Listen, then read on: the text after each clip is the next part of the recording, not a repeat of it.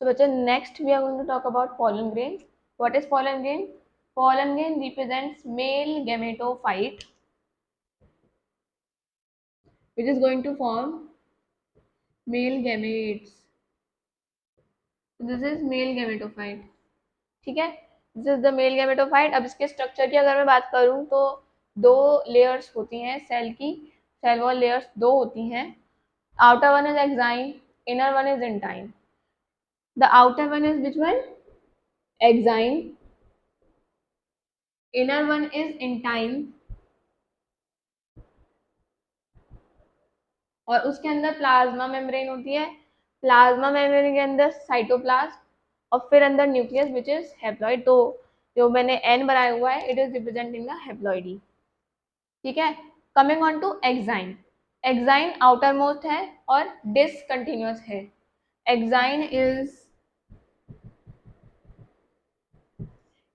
Is the outermost wall. It is discontinuous.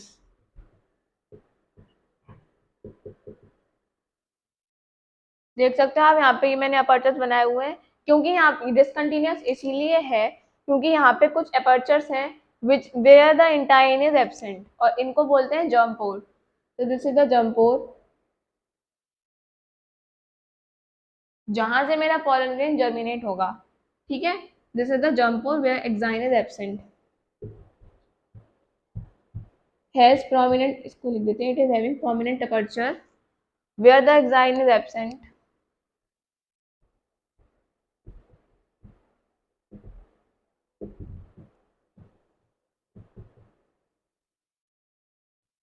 Prominent apertures which are called the germ pore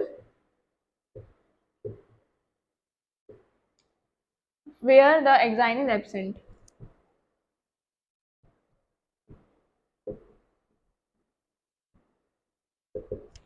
ये अब exine बनता किसका है? Exine is formed of sporopollenin. बच्चों sporopollenin का discussion हमने किया था. स्पोरोपोलिन कौन सिक्रीट करता है? Sporopollenin is secreted by the secretory और glandular tapetum. Sporopollenin, it is formed of, the axine is formed of sporopollenin. Sporopollenin is the most resistant organic substance which is known. It is not degradable. ठीक है. Because of which, इसकी इसी property की वजह से आप pollen grain को you can preserve it for many years without the pollen grain being degraded. तो sporopollenin is most resistant organic substance we have so far known. किसी भी एंजाइम की एक्टिविटी से it is not easily degradable. तो pollen grain इसकी वजह से काफी अच्छे से आप प्रिजर्व कर सकते हैं. और जो स्पोरोपोलिन की वजह से पॉलन ग्रेन होता है उस पर अलग अलग तरीके के पैटर्न्स एंड डिजाइंस भी प्रेजेंट होते हैं. that gives a unique beauty और characteristic features और taxonomic importance के लिए बहुत ज़्यादा important हो जाते हैं वाले patterns to identify the pollen grains very easily, uniquely, distinctly. जो pollen को distinct pattern provide कराता है वो sporopollen होता है for the taxonomic importance. This is most resistant. इसका यूज बस इतना है कि मतलब ये पॉलन ग्रेन के आउटर साइड में प्रेजेंट है, मोस्ट रेजिस्टेंट है, तो पॉलन ग्रेन की प्रिजर्वेशन में हेल्पफुल है. अगर पॉलन की कहीं मतलब हार्श एनवायरनमेंट में अगर पॉलन ग्रेन का डिस्पर्जल हो रहा है तो भी पॉलन ग्रेन को डिग्रेड होने से ये sporopollenin is going to protect. Sporopollenin protects from harsh alkalinity, acidity और टेम्परेचर.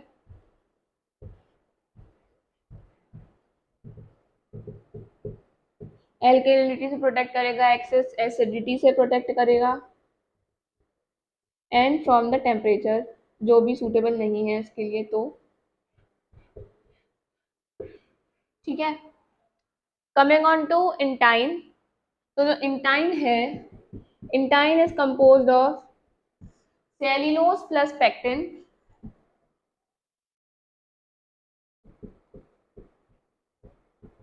और ये कंटिन्यूअस होती है. देखो ना ये कंटिन्यूअस है इंटाइन जो भी है. इसके अंदर प्लाज्मा मेम्ब्रेन और प्लाज्मा मेम्ब्रेन के अंदर फिर साइटोप्लाज्म है और within that we are having the haploid nucleus. अब अगर मैं बात करूं उसके स्ट्रक्चर की, तो देखिए जो न्यूक्लियस होता है इसके अंदर एसिमेट्रिक माइटोसिस होती है। Nucleus undergoes asymmetric mitosis.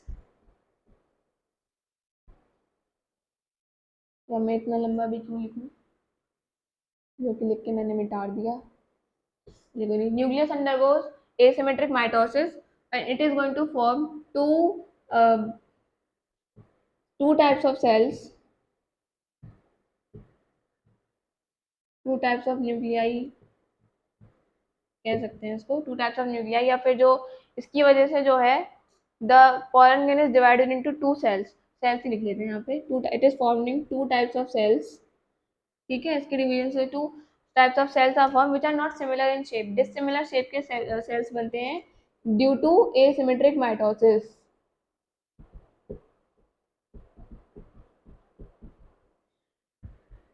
Two types of cells of dissimilar shape, उनको क्या बोलते हैं? One is called vegetative cell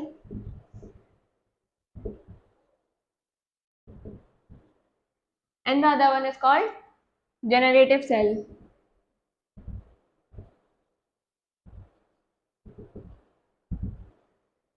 ठीक है बच्चों, दो टाइप के सेल बनते हैं, vegetative cell and the generative cell. Coming on to, या चलो मैं आपको डायग्राम बता देती हूँ पहले। ये रहा, तो ये मेरा बड़ा सा वेजिटेटिव सेल बन जाएगा और ये छोटा सा जो पार्ट दिख जाएगा that will be the generative cell, जो कि यूजुअली स्पिंडल शेप का बोलते हैं। ठीक है, चलिए ये वाला वेजिटेटिव सेल मतलब समझिए कि जो स्मॉल वाला पार्ट है, the generative cell is smaller, it is having a dense cytoplasm, so it floats in the cytoplasm of vegetative cell, so this one will be the vegetative one and this one will be the generative one। ठीक है, ये generative है, जैसे vegetative cell, इसका खुद का दोनों का साइटोप्लाज्म होता है, it is having abundant nucleus, but इस अबंडेंट साइटोप्लाज्म इसके पास है, डेंस साइटोप्लाज्म जनरेटिव सेल के पास है। असर्शन रीजन में डेंस साइटोप्लाज्म का क्वेश्चन देके कंफ्यूजन हो जाता है, बिकॉज जनरली ऐसा होता है कि अब डेंस साइटोप्लाज्म में क्वेश्चन अगर आ गया तो आप ये सोचोगे ना कि क्योंकि वेजिटेटिव सेल बड़ा है तो इसी का होना चाहिए, but no, dense cytoplasm is for generative cell, और वो इसके वेजिटेटिव सेल के साइटोप्लाज्म में द जनरेटिव सेल फ्लोट्स। ठीक है, तो मैं बात करूं वेजिटेटिव सेल की,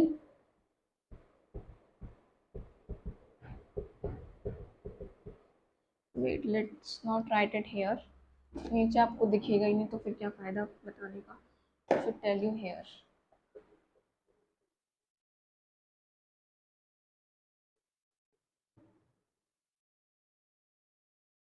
द वेजिटेटिव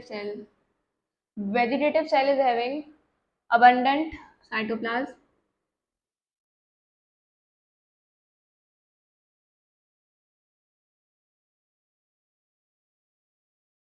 और कहीं ना कहीं जनरेटिव सेल से काफी बड़ा होता है। ठीक है,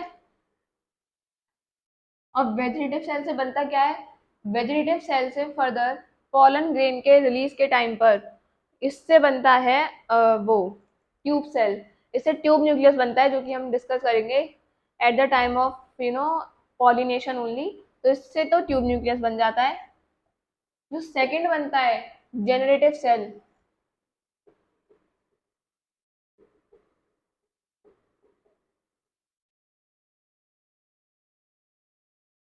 वो तो जेनरेटिव सेल से मेल गैमेट्स बनते हैं, it forms two male gametes. Tube nucleus का यहाँ पे लिखवाया नहीं है मैंने, because I am going to tell you at that time only. तो जेनरेटिव सेल से टू मेल गैमेट्स बन जाते हैं। होता कैसा है? The generative cell is small spindle shaped nucleus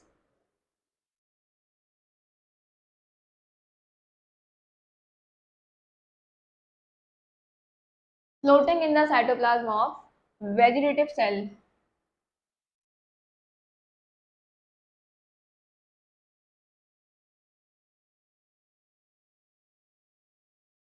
floating in the cytoplasm of vegetative cell।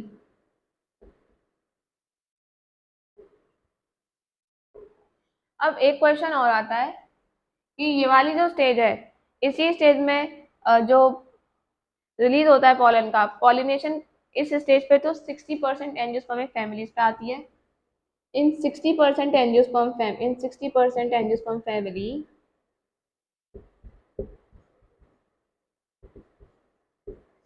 the pollen grain is released in two celled stage. This is very very important question जो कि बहुत बार पूछते हैं, तो आपको लर्न रखना है। 60% angiosperm families, pollen grain is released at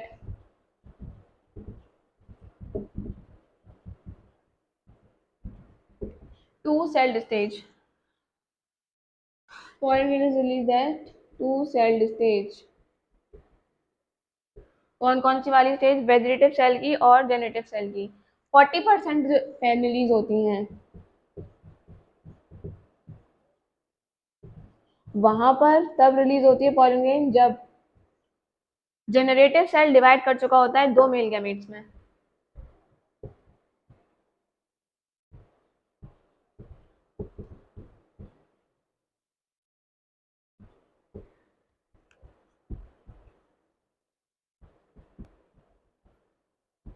ये लर्न रखना है हमको कि 60% एंजियोस्पर्मिक फैमिलीज में pollen grain is release at two celled stage and 40% में थ्री सेल्ड स्टेज पे पॉलन ग्रेन का रिलीज होता है, जिसके बाद पॉलिनेशन होती है। तो ये याद रखिएगा, तीन सेल्ड स्टेज तब जब जनरेटिव सेल डिवाइड कर चुका होता है फॉर्मिंग टू मेल गैमेट्स। ठीक है, और ये जो 60% फैमिलीज हैं जो टू सेल्ड स्टेज में रिलीज हो चुकी हैं, इनके जब मेल गैमेट्स बनेंगे वो बनेंगे पॉलन ट्यूब के अंदर। जब पॉलन ट्यूब ग्रो हो रहा होगा उस टाइम पर इसमें डिवीजन होगा, तब इसके मेल गैमेट्स बन जाएंगे। जैसे कि पॉलन ग्रेन स्टिग्मा पे लैंड कर गई, अब यहाँ से पॉलन ट्यूब ग्रो हुआ है, तब जाके डिवीजन से फॉर्म करेगा दो मेल गैमेट्स। बट इनके अंदर ऑलरेडी तीन सेल्ड स्टेज है, तो मेल गैमेट्स ऑलरेडी प्रेजेंट है, तो यहाँ पर पॉलन ट्यूब की स्टेज में इसमें डिवीजन नहीं होगा। 60% वालों में पॉलन ट्यूब वाली स्टेज में जेनेटिव सेल से दो मेल गैमेट्स बनेंगे, यहाँ पर ऐसा कुछ नहीं होगा 40% वाली फैमिली में। ठीक है, ये हो गया जनरेटिव सेल की बात। वेजिटेटिव सेल हो गया, जनरेटिव सेल हो गया। ठीक है, अब कुछ टर्म्स होते हैं पॉलन ग्रेन से रिलेटेड, जैसे कि पॉलन एलर्जी। पॉलन प्रोडक्ट्स की वजह से, पॉलन ग्रेन की वजह से generally there are severe respiratory afflictions like bronchitis, inflammation of bronchioles, asthma. So these kind of this leads to the allergy. Like pollen grain से काफी लोगों को एलर्जी होती है because it is a potent allergen. So pollen allergy,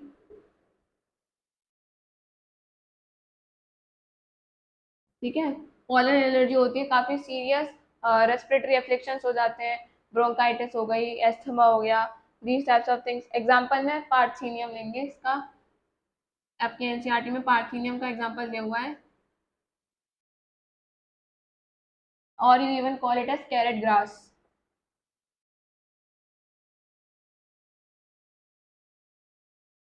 Parthenium was not our own plant, native plant. It was brought as a contaminant with the imported wheat. जो भी imported wheat थी उसके साथ contaminant के form में Parthenium came to India. अभी almost everywhere it is present. तो इसके थ्रू pollen allergy के chances काफी ज़्यादा बढ़ गए हैं अब। ठीक है, the next thing that I'm going to tell you is pollen products. See, pollen products are highly nutritious. तो वो डोपिंग में ज़्यादा यूज़ कर रहे हैं आजकल, स्पोर्ट्स पर्सन होते हैं तो वो पोलन टैबलेट्स होते हैं, पोलन सिरप्स होते हैं, इन सबको यूज़ कर रहे हैं to increase their performance. So pollen products are also use in doping nowadays.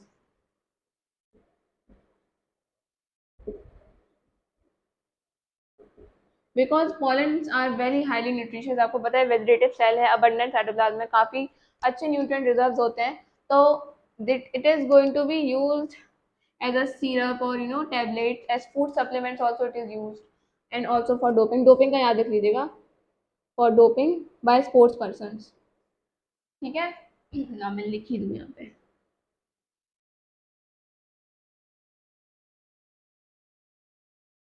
Next चीज जो बात करेंगे that is pollen viability।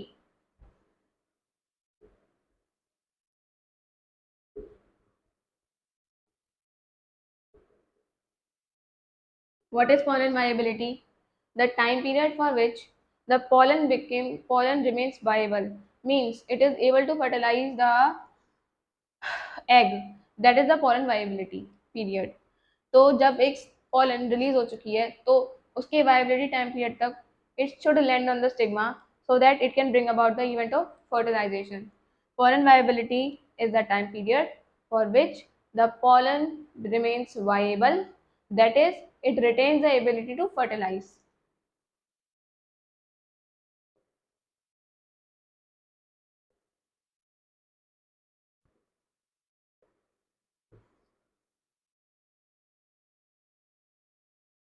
For which the pollen grain remains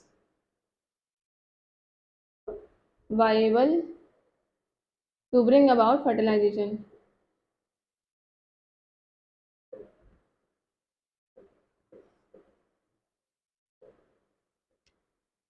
जब पॉलन ग्रेन रिलीज हो चुकी है, शेड हो चुकी है, तो उसको स्टिग्मा पे लैंड करना ही पड़ेगा so that it can bring about fertilisation. तो वो उसके वाइबिलिटी पीरियड में आ जाता है. पॉलन ग्रेन पे स्टिग्मा पे रहकर भी वो कितनी देर तक अपनी एबिलिटी टू फर्टिलाइज रिटेन कर रही है, that is our pollen viability. अब सीरियल्स होती हैं जैसे कि राइस हो गया, तो वहां पे पॉलन वाइबिलिटी का पीरियड होता है 30 मिनट्स. राइस के लिए कितना है या सीरियल्स के लिए कितना है? 30 minutes. This is the time period of pollen viability for rice and cereals. Next जो फैमिली है रोजेसी, सोलेनेसी एंड लेग्यूमिनोसी.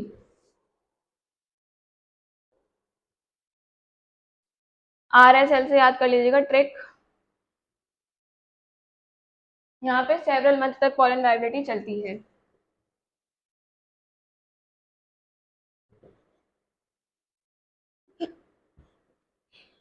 तो राइस और सीरियल के लिए 30 मिनट्स का पॉलन वाइबिलिटी पीरियड है.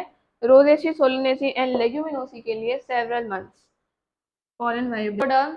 The cell wall of pollen grain is called sporoderm. Cell wall of pollen grain is called sporoderm. बच्चों pollen grain का preservation भी कर सकते हैं, which is called cryo preservation in the pollen banks.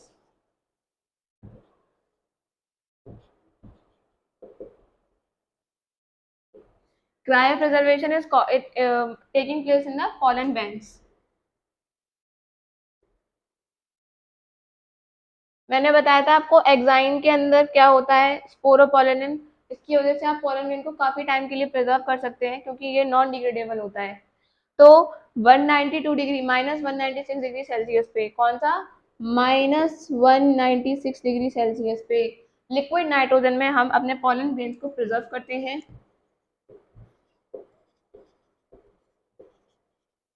Inert atmosphere provide कराने का काम होता है लिक्विड नाइट्रोजन का, जिससे कि कोई भी एंजाइमेटिक एक्टिविटी ना हो और मेरा पोलन ग्रेन जो है वो डिग्रेड होने से भी बच जाए.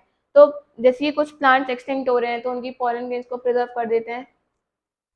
तो इस तरीके से क्रायो प्रिजर्वेशन का यूज होता है. -196 डिग्री सेल्सियस में we are going to store our pollen banks, pollen grains in liquid nitrogen inside your pollen banks. ठीक है.